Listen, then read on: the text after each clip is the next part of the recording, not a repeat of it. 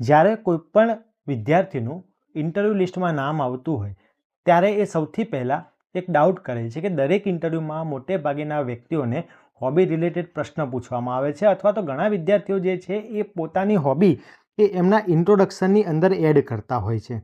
તો આપણે એ ઇન્ટ્રોડક્શનમાં એડ કરવી કે નહીં, અથવા તો હોબીનો જે પ્રશ્ન આવે છે એને કેવી રીતે ડીલ કરવું.